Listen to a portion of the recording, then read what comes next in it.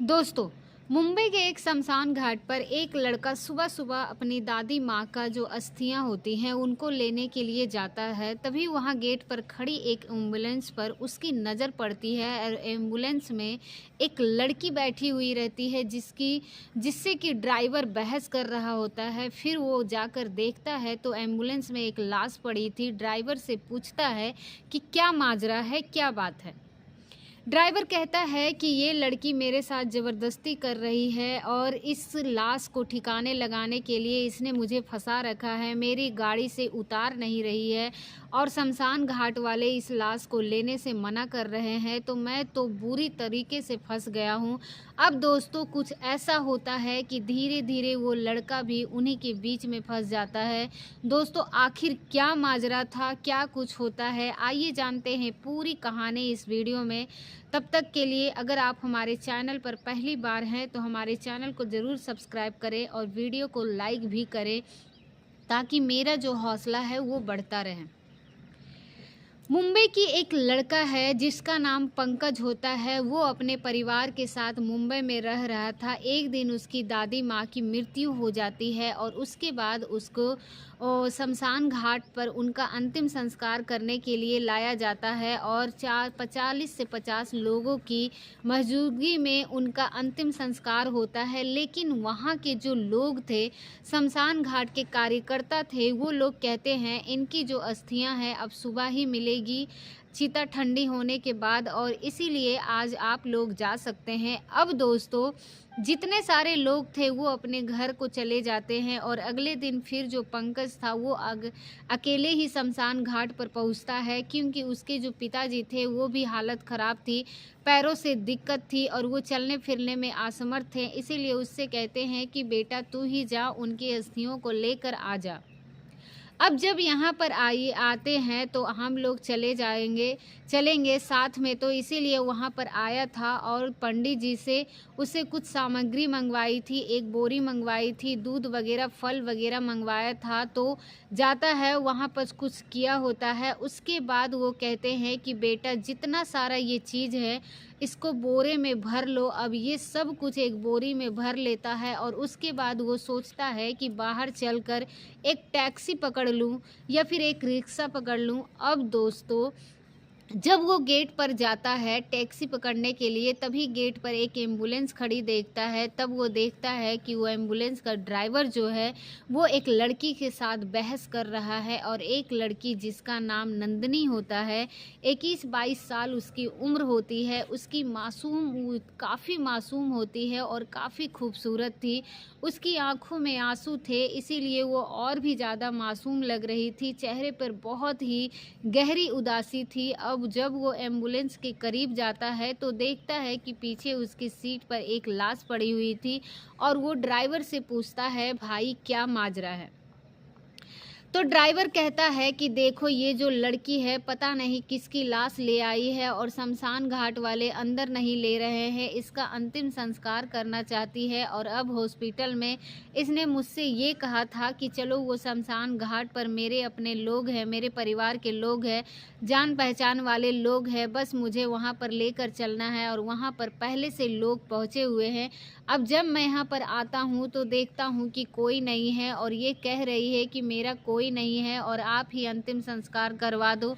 अब ये कोई बात है, मैं कैसे करवा सकता हूँ, इसने मुझे फंसा रखा है, गाड़ी से लाश को भी नहीं उतार रही है, बहुत समस्या है मेरे लिए। तो वो लड़की से पूछता है कि हाँ क्या बात है, आखिर क्या दिक्कत है। तो कहती है कि मेरी माँ है, इनका इलाज करवाने के लिए मैं गांव से लेकर मुंबई आई थी। अब जिनके कमरे पर आई थी वो इस समय गांव पर गए हुए हैं, हॉस्पिटल में इनकी मौत हो गई है, मेरे आगे पीछे कोई नहीं है, इसीलिए मैं यहाँ पर लेकर आई हूँ। लेकिन शमशान घाट वाले कह रहे हैं कि कोई तो साथ में होना चाहिए, तो इसीलिए वो अंतिम संस्कार करने से मना कर रहे हैं। तो जो नंदिनी रहती है वो कहती है कि मैं बहुत परेशान हूँ, आप लोग आकर अगर करवा देते तो बहुत एहसान होता। आप लोगों का जो ड्राइवर है कहता है भाई ये कौन-सी बात है, मैं बहुत परेशान हूँ, मुझे करो, लाश को उतारो, यहाँ से मैं जा रहा हूँ। तो कहता है कि अच्छा ठीक है। अब दोस्तों और कुछ जानने की कोशिश करता है, लेकिन जो नंदिनी रहती है आधा रो रही थी, आधा कह रही थी, तो वो कहता है कि चलो ठीक है और मैं जो है करवा देता हूँ। फिर वो कहता है कि इसमें लेकिन पैसे लगेंगे, क्योंकि अपने दादी को कल लेकर आया था तो कुछ पैसे लगे थे और पैसे जो लगेंगे वो कहती है कि मेरे पास तो 4,000 रुपये है, बाकी मैं बाद में दे दूँगी। अब पंकज कहता है अरे यार, इसमें भी कोई उधार होता है क्या? अजीब, बहुत तुम अजीब बात कर रही हो। फिर जो ड्राइवर होता है वो कहता है कि भाई मुझे पैसे मत देना, जो ये तय करके लाई है वो पैसे मुझे मत देना, लेकिन आप लोग प्लीज़ जो है कुछ करो और ये जो है मेरा एम्बुलेंस खाली करो, मैं हॉस्पिटल जा रहा हूँ। अब दोस्तों जो है कहता है अच्छा ठीक है, कुछ टाइम रुको। फिर अपने 2-4 दोस्तों को फ़ोन करता है, कहता है कि यार ज़रा अर्जेंट आना है, यहाँ पर कुछ काम है।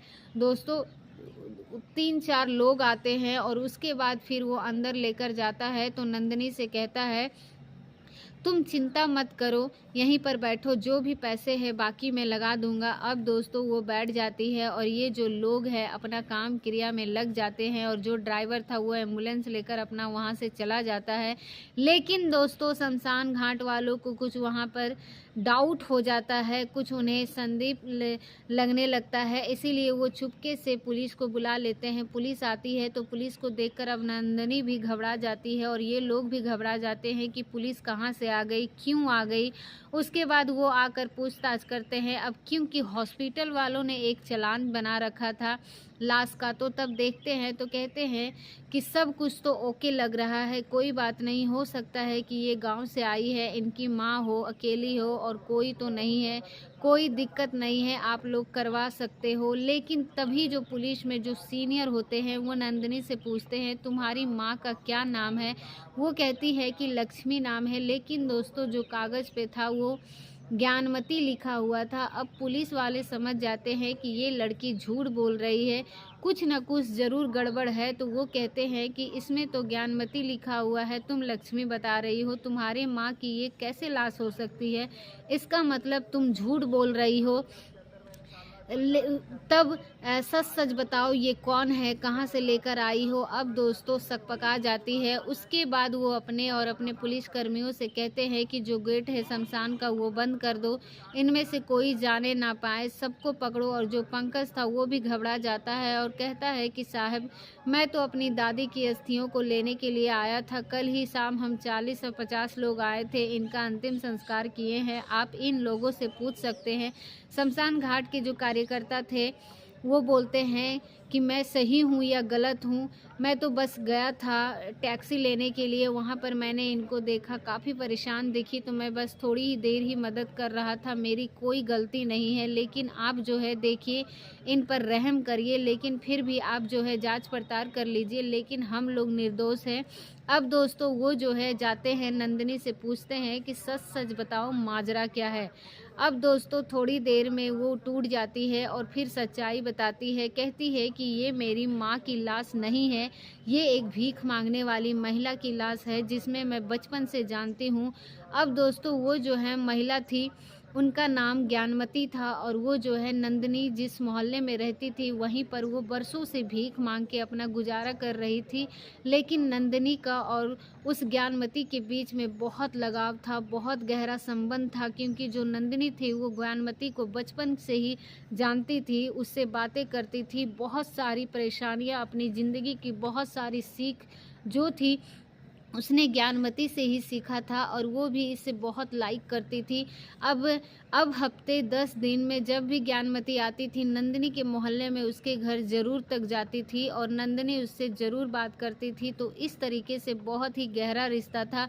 लेकिन कुछ दिन पहले की बात है, एक दिन ज्ञानमती की हालत बहुत ख़राब थी, वो गली के एक कोने में बैठी थी, तभी नंदिनी जो है वहाँ जॉब करती थी और वो सुबह-सुबह और कहती थी कि क्या हुआ दादी माँ, आज आपका क्या हाल है? तो वो कहती है कि लगता है मेरा इस दुनिया से जाने का वक़्त आ गया है और बेटा हालत बहुत ख़राब है।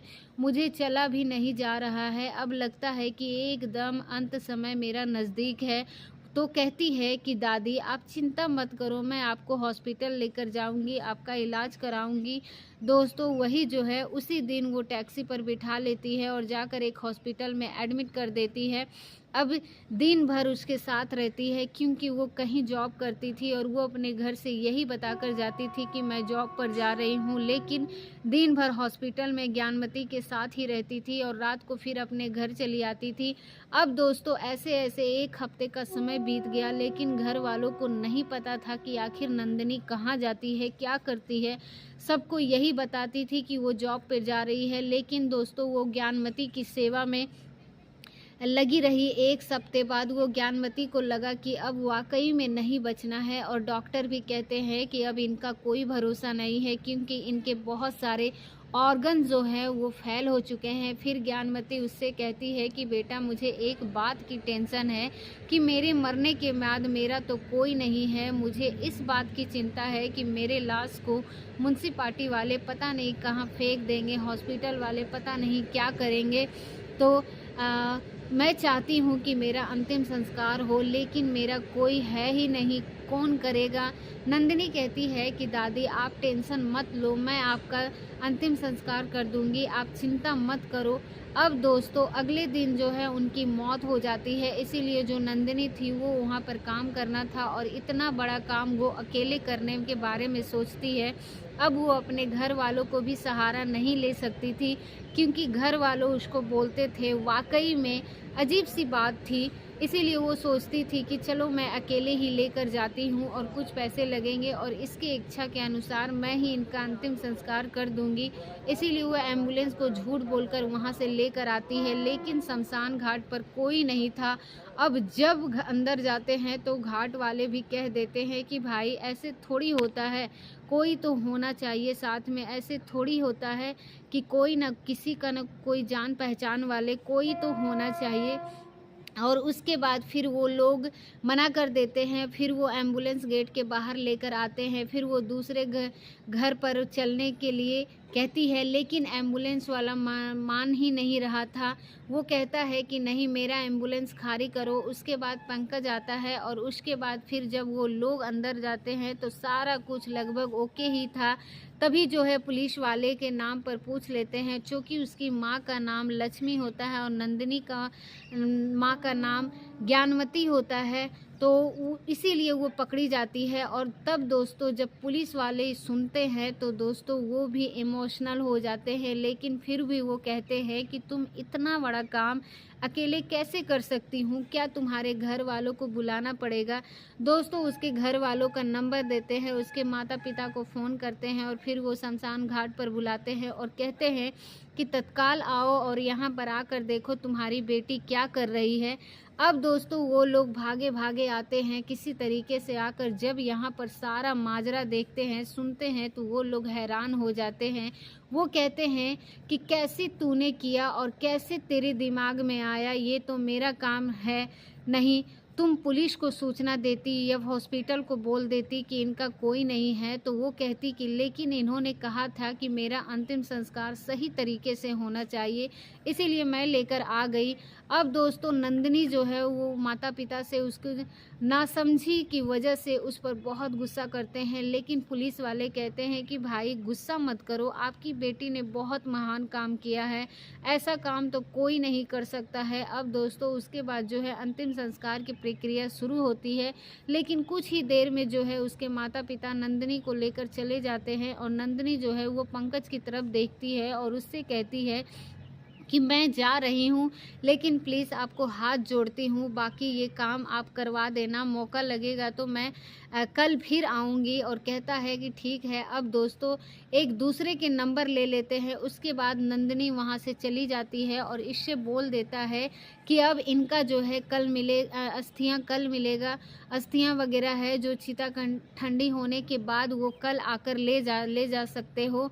तो कहता है कि ठीक है, जैसे आज वैसे कल मैं अपने दादी की भी अस्थियां को लेकर जाऊंगा और इनका भी विसर्जन कर दूंगा। उसके बाद वो अपने घर चला जाता है। जब घर वाले पूछते हैं कि अरे क्या हुआ, जिसके लिए गया था वो सारी कहानी बताता है। कहते हैं ठीक है बेटा, जो तुमने किया अच्छा किया, कोई बात नहीं। उसके बाद दोस्तों अब जो है वो रात को नंदिनी से बात करता है और नंदिनी को समझाता है कि नंदिनी कहती है इन्होंने मुझे जीवन में बहुत सीख दी थी, इसीलिए मैं उन्हें बहुत प्यार करती थी और वो एक माँ की जैसी थी और वो बहुत उदास लग रही थी। वो समझता है, कहता है कोई बात नहीं, जीवन में जो है जीवन मरण लगा रहता है और तुम चिंता मत करो, तुमने बहुत अच्छा काम किया है। तुम नहीं जानती हो तुमने कितना बड़ा पुण्य का काम किया है। तुम पर सारे लोगों को नाज था, यहाँ तक कि जो बहुत सारे लोग थे तुम्हारे आने के बाद तुम्हारी बहुत तारीफ कर रहे थे, लेकिन क्या तुम कल आओगी? तो बोलती है कि हाँ मैं कल आऊँगी सुबह।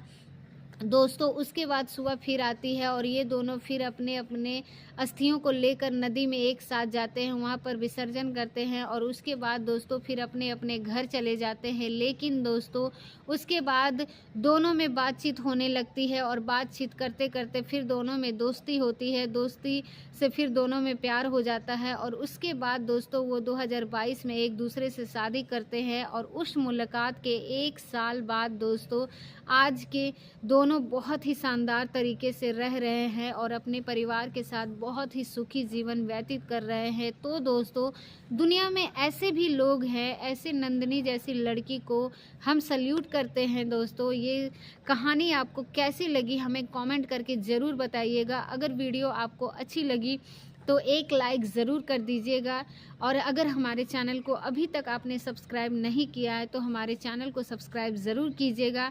और कहानी मिलेंगे अगले कहानी में, तब तक के लिए आप सभी लोगों का बहुत बहुत धन्यवाद।